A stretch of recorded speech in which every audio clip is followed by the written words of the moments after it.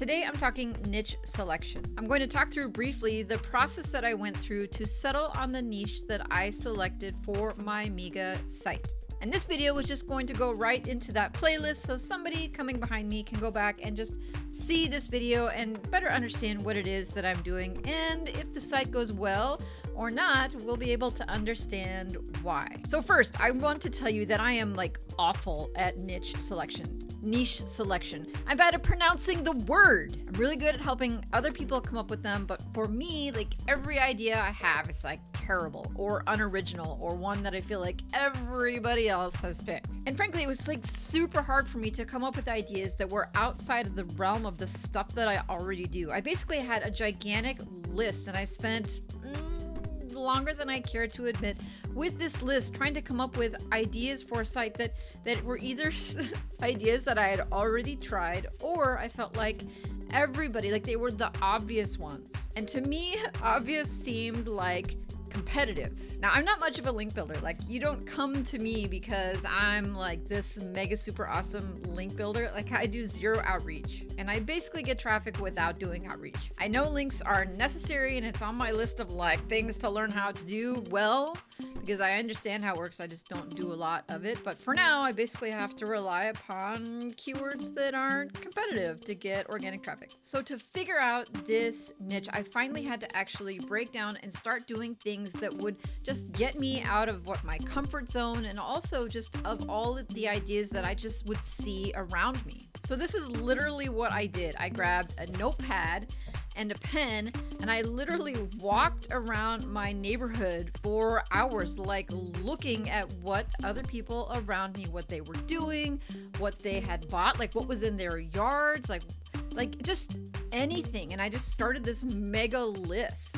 I got a lot of steps in during this period, maybe 2 weeks worth of walking. And if I didn't have my notepad, I just pull out my phone and just type it down. And in the end, what I had was this gigantic list of ideas that I had never come up with before. They weren't anything that I was finding online, and I felt really good about that, because I felt like everybody who was competing with me is likely using the internet as a place to do research instead of going out in the world and looking for ideas that maybe hadn't really been tapped by my colleagues and my competition here online. But then how to choose, right? How to make this gigantic list, So I went through the list and started just knocking some ideas off the board after I had made the list. My plan for this site was to be able to earn money with ads and with affiliate offers. So each of these potential niches needed to have some sort of product associated with it that I could eventually write content about and recommend to my potential audience. So if there were no products that went along with that idea went next. Those products, assuming there were some products, they couldn't be really cheap. They had to at least have some options that were kind of expensive.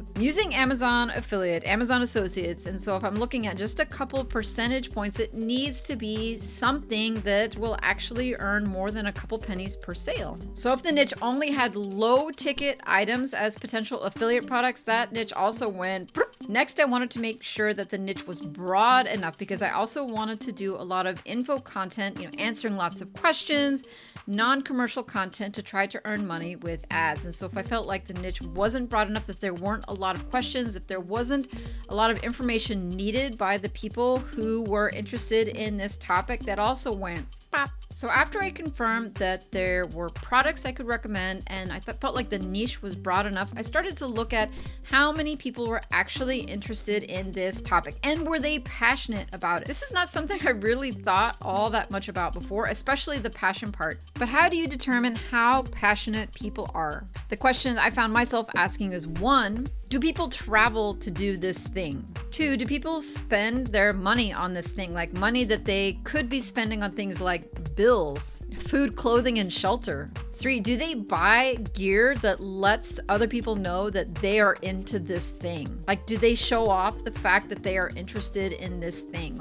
Is there sort of this, you're one of us sort of mentality if you do this thing? Think about people who drive Jeeps, they wave to each other whenever they see each other on the road. They don't know each other, but they both own a Jeep, so that's worth a wave every single time they pass each other. I don't care what kind of Jeep it is. You see it with guys on motorcycles too. They they're like their special wave, like they point down at the ground whenever they drive by each other. That's a sign that there's a community there, like that's one of us, and they're passionate.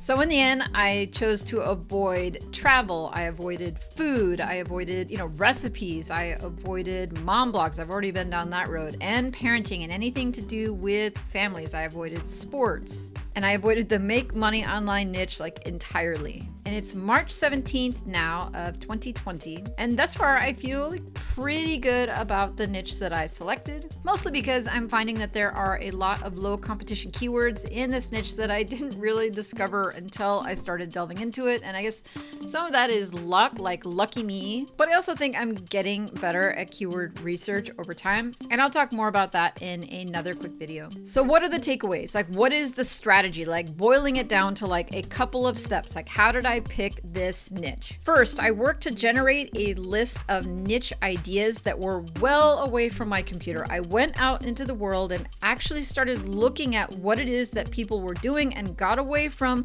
what it is that people online were telling me to do.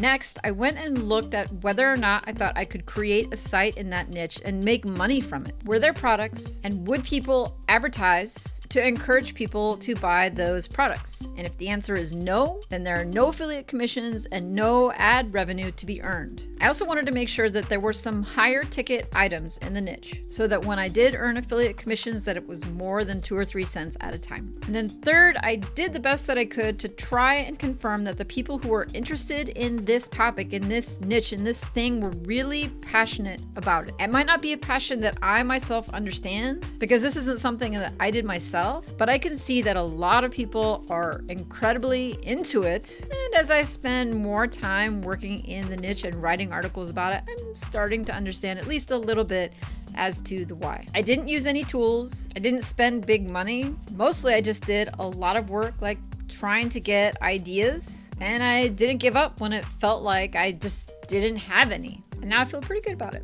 If you'd like to follow along with me as I build the site over the next 12 months, the link in the description will take you to the entire playlist where you will see all the videos that I've made. And I have no idea when you will see this, so maybe you will see it in month 2 or 3, and maybe you'll catch this in a year from now. And if you're watching this video and you find yourself in the same place that I was several months ago, really struggling to nail down a niche, I put a link in the description to a course that a colleague of mine created. His name is Morten Storgard. He's the passive income geek. He has a great YouTube channel. I do recommend his videos, and he also has a course. I'm going to put a link to both of those things in the description. I did his course last fall. There are a lot of great tips in there. And before you go, if you haven't already, please hit the like button. It really does a world of good to help me with the YouTube algorithm.